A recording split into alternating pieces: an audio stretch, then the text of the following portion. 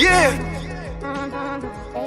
Welcome to the podcast, where you better tune in. You can see the picture, all you gotta do is zoom in. You in your man cave, it's no time for your girlfriend. They talk about the Sixers and how the Sixers gonna win. If they take your loss, they gonna hear BG going in. Jenny from the block, that's a lot. They was up 10, now they down 5. You can see it in his eyes, he a fan for life, and he sitting courtside. Sports guy, if you know me, I'ma say fly. How I cross you over like when they had AI. I still the ball, I ain't ask you may I. Not at my house, they can back, I ain't gotta try. Maxi for the 3, he try and win. They don't want the time, B try and win. I don't wanna see that boy cry, I live by the gun. I'ma shoot, I don't wanna die to eat, sleep Sixes. You should know that it's game time.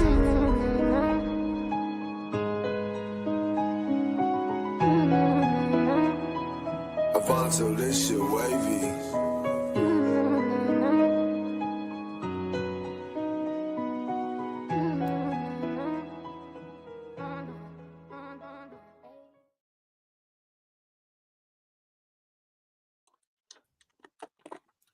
Welcome to Eat Sleep Sixers. I am one of your hosts, 215 the Sports Guy. Got my brother popping in and yeah, welcome back to Eat Sleep Sixers. It's your boy. got my boy BG on the bottom. You know what I mean? Representing Jose, coming in with the jokes. At least he could, you know what I mean, start the mood light with what's been going on. I gotta come in here with laughs, bro, because you know this team ain't giving us no happiness right now. Nah. No. Go Team ahead. is a joke. So that's why you're making us laugh, because this team is a joke. I mean, what he said, hey, down there, somewhere over there. Yeah, what he said. Lose this game. I mean, we ain't gonna say it on here out in the open, but enough's been talked about in the media as far as our position, as far as it being 28 games left or so. Do we sit Joel Embiid and Paul George? Is that the smart decision right now, guys? I know you get answers. I just want the people to hear what y'all got to say about it. Why will we continue to try to win basketball games? Right. Why are we continuing to put the same people on the court? Oh, you don't got trying to pretend. Mute him up. Get him off the screen. God, dog. Yeah, man, we're doing the same thing over and over again. Keeping Embiid in the lineup, keeping Paul George in the lineup when they're possibly not healthy is obviously not helping us at all. It's not doing anything for the Sixers right now. The Sixers look bad with our full lineup. Embiid came out in the media the other day saying, hey, I think my knee might be bad. It's stopping my explosiveness. I'm not as dominant as I can be. He's been saying it all year, BG. The writing's on the wall. So what are we playing for, Carl? What are we playing for? Right now, I don't think a championship is in the near future. So we have to be playing to at least put ourselves in position to keep that top 6 protected. It's not guaranteed, because the way the Sixers' luck is, we'll have the projected top 3 pick, and we'll probably get the ping pong ball that comes out giving us the 7th pick, which would then lose our pick. That's just the type of luck we have. But the one thing we can control is the fact that we at least got a chance to get that draft pick. We're not winning the championship, Carl. Not with this. Jose, not with since this. I asked the question, I want to hear your thoughts too before I give my answer. Do they wrap them both up in mummy wrap right now? Is that the correct thing to do, to put the needle in their knee or whatever they got to do right now? And the season. I mean, anything is possible. Obviously, winning is not. So, I mean, if we're gonna take a shot and try this Cooper flag thing, then I'm all for it. At this point, I'm whatever. I'm so fed up with the effort that I see from this team that I'm already for real. I'm planning for next season. Most definitely. I've been planning for the next season since All-Star break in my head, and I think they should have sat them down since then. Give them extra time to recuperate, since both of them, I don't know what's deep with PG. I mean, did we sign hurt goods? Did we sign him hurt? Because it's definitely more than just a pinky finger. And, you know, I don't. It wasn't nothing wrong with that pinky finger when he was sipping on Moscato. It looked fine on the beach, Jose. You And it gotta looked give like him pink one. Moscato at that, like the Come one that come out the on, box. come on. It Give him was a pink break, dog. Moscato. It was pink Give him a Moscato, break. Give BG. him a break. Give him a break. It's All-Star break, and he's allowed to do whatever he wants with his free time. Bro, you mean to tell me, right? Gotta earn If that beach Kobe, shit. God rest his soul, you know what I'm saying? If Kobe Jellybean Bryant was here, and let's say, he didn't make let's just say, for instance, he didn't make the All-Star, which is would have never happened when he was alive. You think he would have been sipping on pink Moscato at the beach? Hell to the PG, Nizzle. PG, stop bringing up Bean name, man. You not cut from that cloth, bro. It's different. It's different. Still though, come on, dude, come on, get in the gym, bro. Work on This is the problem with this team, and that's why Embiid chose to go to the Olympics instead of dealing with his injury and being healthy for the Philadelphia 76ers. He chose to take a gold medal home, and look, he ain't shit right now. And that's my opinion. Whoever don't like it, too bad. I mean, he obviously was hurt playing in the Olympics. He carried that on and played even more hurt with this Philadelphia 76ers. So it was a horrible move from him and Sixers management as a whole. Horrible move for them to give him the bag, knowing his injuries and what was going on at that time. And they didn't absolutely have to at the moment. It's just horrible decision-making. They continuously try to appease Joel Embiid. Joel Embiid wanted Paul George. Joel Embiid was adamant that he wanted another star. Joel Embiid was not so vocal about the fact that Tobias wasn't our number 3, but that he wanted a new number 3. Like, it's been vocalized. Like, everybody said it. They got Paul George because Embiid wanted Paul George. Right. Maybe they didn't do their due diligence to figure out, all right, what Paul George are we getting? But they gave Paul George a contract based on the market. Somebody else would have maxed him, and we weren't looking to max anybody else. So we went and got Paul. I want to take the spotlight off of him as well and realize that the gentleman that he came here for to play alongside has only played about 18% of the games this year. And when he has played with him, they don't look like they mesh or they should be on the court together. A lot of players find it hard to play with Joel Embiid. We've seen this. But Carl, he ain't been playing good with them on the bench, with them on the sideline, with them in the bench. Like, Paul George has been worse than what we saw the last 5 years out of Tobias Harris, Carl. I mean, the move, absolutely, I agree. The move when he came here, I felt like, let me go hide over here in Philly. They got 2 30-point scorers.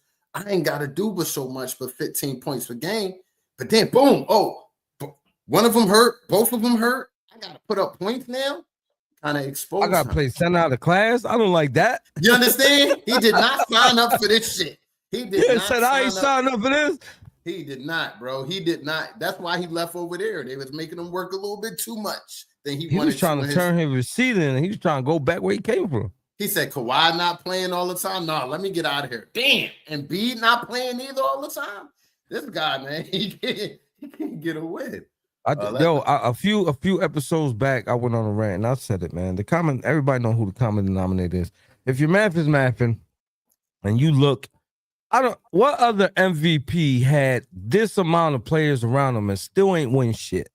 Somebody enlighten me. It ain't even so much about winning though, Jose. No, we ain't got out the second round. That's the part where I meant to say. At least get us to the conference championship. That's what I'm saying. Like, what other MVP played with this amount of players that he has in his whole career and never got out the second round? Somebody enlighten me, because I might have to go into the woodworks and try to look that up. I don't think there's any. You want to know what hurts the most? We're all diehard Sixers fans out here. That's why we do this thing for y'all. And it hurts to watch a Sixers game. It hurts to know that we're playing that day and we don't know the outcome or a win or a loss. It's weird. It's weird. You know what's even weirder about it though, Carl? Is today we're 11.5 point favorites. But I don't even feel confident saying I would bet with that 11.5 points. I wouldn't bet on that. Like, I wouldn't bet on the Sixers. Like, I feel like I would bet against that spread. And I should never think that as a Sixers fan. This is my team. And I would bet against that spread. Because I don't know what I'm going to see from the Sixers day in and day out. Hey man, we 10 minutes, we 11 and a half minutes, and I ain't Let's told get y'all that starting lineup. starting We had lineup. the vent. We had the vent. It's been sitting on my phone since we started, dog. But We had some got stuff on our chest, man. I guess we can call them the usual suspects now, because I guess this is at full health or at max health. This is what we'll tote out there. So Tyrese Maxey, Quentin Grimes, Paul George, Kelly Oubre, and Joel Embiid. We have a repeat starting lineup, y'all. What do you know? We got Damn, that's a starting repeat lineup. start line. I thought we was going on our 35th. I ain't gonna lie. I thought today was gonna be number 35. No I didn't know cap. what to expect. That's the attitude that I come into watching these games. I said, yo, it's gonna be crazy. 35 starting lineups. Another question that I think I know the answer to, but I'm gonna give y'all an opportunity to let the people know how you feel. And definitely, Nick Nurse, we damn near at the end of the season. He's had a lot of different starting lineups, a lot of different shuffling of the deck. But over y'all, do y'all feel like y'all had a good enough look to decide who this guy is as a coach for this team? How? BG? How, Sweet? How? With 34 starting lineups, how can you even critique him? Right. How? I don't understand why people blame him so bad. You only, like, come on, bro. If they give you 12, 13 cards when you play spades, how you gonna get 15 books out of that? How you gonna get 15 books? This ain't pinochle, bro. You ain't getting 15 books out of that. I'm not really giving him 100% pass, because I've seen him do a lot of bonehead stuff, but I don't think we can crucify him when he had to deal with this many starting lineups this season. I just can't. I don't see the logic in that. That's your point of view. BG, how you feel about Nick Nurse this season? 80% in, damn near. I said it last show that unfortunately I think he should be a casualty of war. And when I say casualty of war, I mean, I'm sorry. I truly believe that we have to clean house from top to bottom. We have to clean house, starting with not Nick Nurse, starting with Elton Brand and Daryl Morey. But it's hard to judge Nick Nurse, but bro, 20 and 35. I don't care how many starting lineups you got. We should not have the same record as the Brooklyn Nets. We should not have the same record as the Brooklyn Nets, man.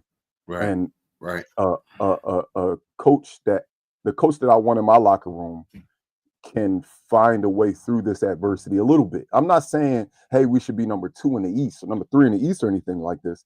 Because I mean, like Jose said, man, you get dealt this type of hand, you might just have to bid nil, dog. And I don't even, black people, we don't do that nil stuff. That's not for us. But we might have to bid nil just for the simple fact that, dog, this team, dog, it's got to start over. It's got to start over. I don't like the thought of a rebuild, but we have, like, everything. Like, think about this. If you had some spoiled milk in your fridge and it's been there for weeks and weeks and weeks and weeks and weeks, yeah, if it was only there for a couple of days, you could just pour that milk down the sink, get some new milk and replace it. But if that milk was sitting there and been around for all the nastiness and contaminated the rest of the food, it's time to throw the fridge out. Yeah. Time to go to Home Depot. Go to Home Depot and get a new fridge. Well, I'm poor. I'm putting some baking soda in that fridge. I'm gonna get you tripping. I'm gonna clean the shit out that fridge. Y'all smoking. The beautiful thing is, Jose, you don't own the Sixers. We got billionaires that own it. So guess what? Guess what? Go get y'all a new fridge, dog. Stop putting baking soda on Joel Embiid's knee and go get a new fridge, dog. Now I want to play realistic devil's advocate. I would hear that from somebody. And what if somebody asks you, well, BG, how do we flip the roster given 3 guys with max contracts? 2 of them are hurt with nothing to show on tape this year to make them trade assets for next year. How do we come up? How do we rebuild that? This is why I'm simply a podcaster and not working for the Sixers. Right. I don't know the answer to that, Carl. We are fucked. Paul George might be the most untradeable asset in the history. Joel Embiid I was late as hell. Super late. Untradeable. I did that on purpose. Superstar ever. Like Joel Embiid is lit. Like, who in their right mind would take that contract with the not knowing if he can play? Who would take Paul George's contract with what we see on TV? Like, we are in a bad I'm spot. here to tell you right now. I we don't don't give a care. damn. The only way I see out of this, sit them down, man, and hope and pray that you get at least 80% of who these guys once were, in Joel Embiid and Paul George. Sit them down, let them get maintenance on whatever they need. Next season to be here before you know it. We have absolutely nothing to gain by playing these guys right now. The respect is gone. And I kind of compare this coaching-wise to answer that Nick Nurse question in BG. We all Eagles fans. You remember the year after the Super Bowl when Doug Peterson just seemed like nobody was listening to him? Like his voice was going on the team. It was a lot of effortless play out there. That's what I see out there. These guys are not playing for him at all. He's a very talented coach, but the voice isn't getting heard. So you need a new voice in here, in my opinion. This is piss poor, man. Philly is a joke in basketball right now. And when that happens, you got to switch stuff Carl, out. it is so bad to listen to sports radio. Oh my both God. channels, not just one, both channels when it comes to basketball in the city. Yo, it's ear piercing. I want to love this team. I hate when people talk shit about my team. I really want to punch somebody in the face when they talk bad about my team. But they're true. It's true. It's true. It's the truth hurts. Play the young boys. The truth hurts. You got all these young boys. You signing all these little two-way contracts. I see you, Derek. Daryl already in vacation mode. He got his mojito already. He signing two-way contracts and he filling up the G League roster. He signed a couple boys. The Ghost. These signings are very, very process-ish. Hey, let's sign young guys that people may believe we're thinking about flipping this roster to young, and they're just talented, but they raw. Like, I love Lonnie Walker. I've always loved Lonnie Walker's game. But adding Lonnie Walker to this team makes zero fucking sense. This year, at all. Like, I really think Daryl Morey just trying to throw stuff in the air to make us forget that they fucked the team up. Like, I think he's trying to just throw stuff around, and maybe if we do this, they'll think, oh, look at us going in the right direction. Nah, bruh. You're building a process roster with superstars that are sitting in street clothes most nights. The rest of the roster is a process roster. Facts. Good players, athletic, they're going to play, but are we going to win a championship with them? Nah, it looks like we buying our time to get that number, to keep that top 6 protected pick. Most definitely, But just tell us. I just want them to tell us. If they tell us they tanking, I'll be all right with it. I'll be all right if they tell us. I ain't gonna lie. The most exciting I seen this team was when Embiid wasn't there. Embiid and Paul George wasn't there. That's the most exciting I seen this team. And I was talking to my son who was just back here. This is my youngest, Marcus. I mean, if he comes back, I was just gonna ask you who are our special guests because I couldn't see him because it's so. That's my youngest. He listen. He be so busy. He doing AAU basketball. Shout out to my son. I love him to death. He plays a lot of basketball. That's the you posted a video of him once. Yes, correct. Oh yeah. Okay. Yes, correct. Okay. You know what I'm saying? So, right now, to be honest with you, and the shocking, Marcus, sit down. Justin Edwards is his guy right now. He digging Justin Edwards. So that's my son, Marcus. Just wave. You could just wave. What's up, kid? You know what I'm saying? So, the best, Marcus. He's 16. He said he cooked you. Look, same here. I'm talking shit. I don't want no smoke. I'm 42. I don't want no smoke. No, I don't want no smoke. Listen. Oh man. Anyway, what I'm trying to say is, man, I want to see the young kids, man. I'm tired. Straight up. We had a whole decade of Joel Embiid and ain't get past the second round. Y'all ain't tired of this shit? I am. This could be something, RJ. I really think that everybody in that locker room hates Joel Embiid right now. Like, I really feel like they resent him right now. Like, you got to think about it, BJ. These are newer guys on this roster. These are not the guys that Joel came up with. So no, they don't got no allegiance to him. And they see a guy not coming to games when he's hurt, but he's not coming to root on the team. They see a guy when he's out there, he's just not really out there, and he's hogging the ball as if he's out there 100% and shooting, making bad decisions. So it's a bad job, bro. It's a bad job. Hey, Jose, we about to go into over-unders. Go ahead and get the button ready. But while you're getting the button ready, right before you push it, make sure everything is right with Facebook, because I'm getting all our Facebook commenters on my phone, but none of them showing up in the chat right now. I think it might be a glitch with Facebook. But go ahead. Let's get into the over-unders real quick. I'll check it right after this episode as best I could do. All right.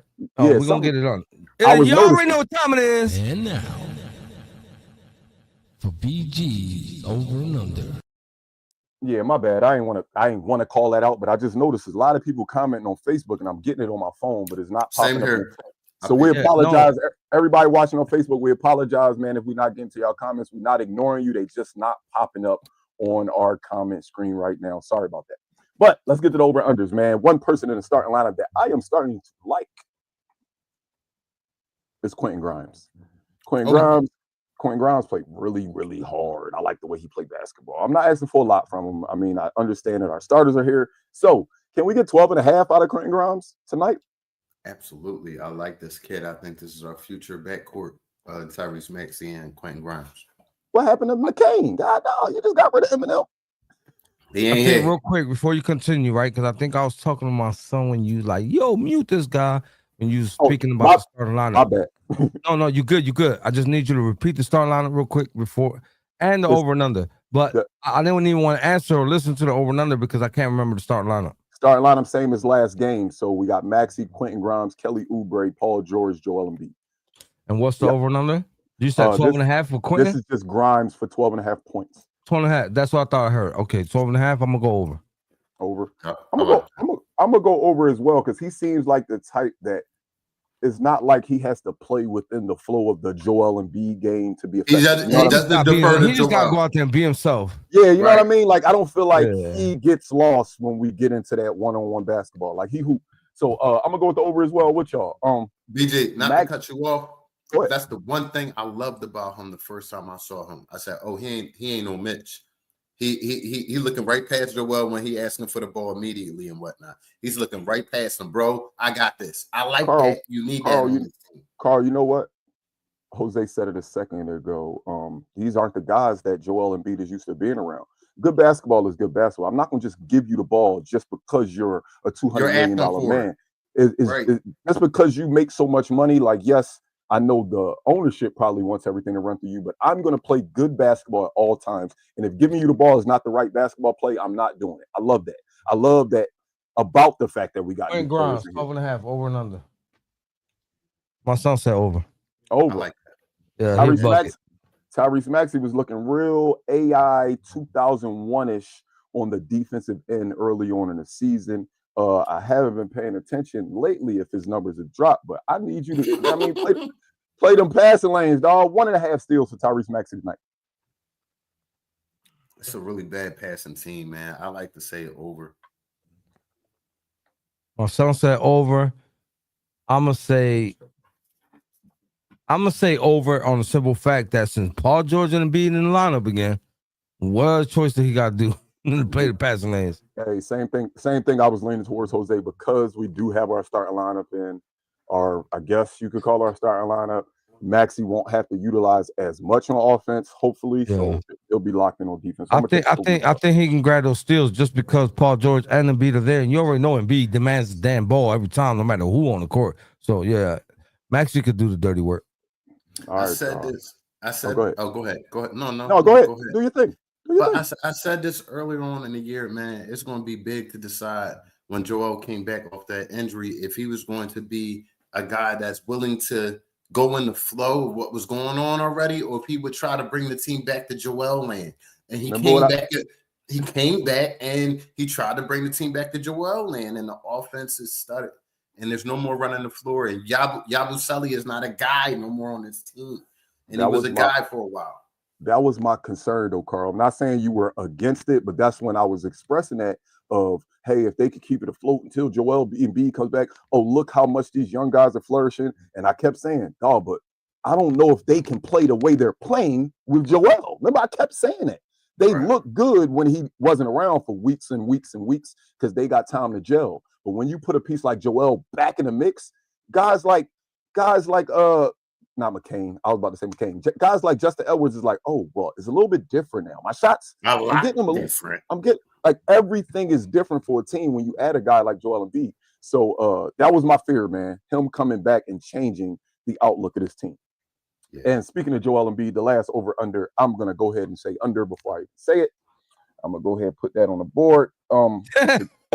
The guy came out. You cheating? You ain't even say the over and under. No, I'm joking. Go ahead. The guy flat out came out in the media and said straight up, man, I'm just not myself. I can't be my explosive self. I'm not as good as I once was because of this knee. So I hate doing this over. Wait, say that again. He said I'm not as good as I once was because of this team. Because of the knee. He's saying he can't be as explosive. Joel. He was honest. He's been honest all year about that. Yeah, he's saying I'm not my explosive self. I can't be as dominant. But you know what is weird about Joel Embiid? He gets up for these type of games where we're supposed to win. Brooklyn don't got nobody that matters to the world. So I'm gonna throw the number at 31.5, but I'm gonna look you in your face, Joel Embiid, and tell you I don't believe. I'm taking the under. 31.5 points for Joel Embiid tonight. Yo, I ain't gonna lie. Joel Embiid's performance against the Boston Celtics to me was an embarrassment. I think he gonna shit on this Brooklyn team. So I'm taking the over. Okay. Triple over for Jose. Is Carl going with the triple over as well? Yeah. One thing about Joel, he liked to take advantage of playing against bad teams. What's the number on that? 31.5. Basically what his average was. He needs 32. Taking over and under. My son said under. Yeah, smart choice. I'm gonna go with Son. He must have been watching. He's been watching. Yeah, I'm gonna go with Son because he got a flat tire, man. I can't expect a car to drive the way it normally drives when your tire is flat, and that thing is all the way down to the rim. Oh, so, that's crazy. We done compared Joel Embiid to a broke down car, a refrigerator was. Okay, check out my stuff back there, cracking up. We done called him a refrigerator with spilled milk, a broke down car. Like, God, dog, what does this come to? We used to be. You couldn't get anybody on the screen to talk bad about Joel Embiid, and now we struggling to find positivity, dog. Well, if you're riding down Kensington on the rim, rolling around on the rim all season, that's what they got these guys doing. You know, him and Paul, they should have been set him down. They are literally Joel Embiid out there looking like he a car running with a boot. You ever see somebody try to take off with a boot in their car? That's Joel Embiid. It's horrible. It's horrible, and it's bad basketball being played because of it. You got guys playing hurt. But go ahead, BJ. I just got one request before we go bold. One request. I'm about to say, go ahead. Adam Silver, please, can you just flex every game and put the Charlotte Hornets on our schedule for the rest of the season? Like every game, can we play Charlotte? Please. Because remember, we look like superheroes against Charlotte every game. We cook them every time. That's our medicine right there. We get them everything all right. You know Come on, man. Go bold. We're going bold. Go bold for me. Let's go bold. Even though they lost and they pretty much got their ass whooped, all 5 starters had double figures last game. So my bowl is going to be 7 players this game in double figures. Carl, you go because I'm trying to do some work 7. on mine. I'm gonna go 7. 2 best players and all 5 starters double figures tonight. I'm gonna go bold tonight. I think Quentin Grimes has a career high tonight. 32 points for Quentin Grimes. I believe he's going. Well, he stole it. He stole it. On God, I'm over here. I was like, let me find out what Quentin Grimes. Let me find out what Quentin Grimes' career high was, and then he stole it right while I was doing it. Thanks, Jose. Thanks for the homework, Jose. I needed that. I got you. My man. For the first time ever. This is the first time I ain't kicked. Well, no, shit, I kicked you out earlier. I can't even say you that. Didn't. You can't. You like Martin. Can I get my bold? Go ahead. You got it. For the first time ever, we're gonna have a duplicate bold. I just looked at Quentin Grimes' season high. Well, not season high. His average versus Brooklyn this year. He's played Brooklyn one time, and he had a 30-piece against Brooklyn. The one time he played Brooklyn this year. So I was planning on going with career high 32 points for Quentin Grimes tonight. Thank you, Carl, for taking it. But I'm going with it too. I swear that's what I was doing. I promise you, I pulled up Quentin Grimes' stat sheet just to give a Quentin Grimes, and you stole it. But there's one bad news on that. That 32, 1 points he scored last time. He didn't have Joel on the beat on the court with him. So, and Paul George and Tyrese Maxey. So, it's We're gonna bold. go 7 players, double figures. Let's get it. Let's do it. It's bold. Let's get it. All right. Let's get it. All right. So y'all already know what time it is because the game probably done started already. Let me put the banner back up there. I think I'm gonna do that every game from now on. I'm gonna eliminate the banner. It shows everybody's camera. It looks lovely. You know what I'm saying? Because I think we matter more than the Sixers at this point.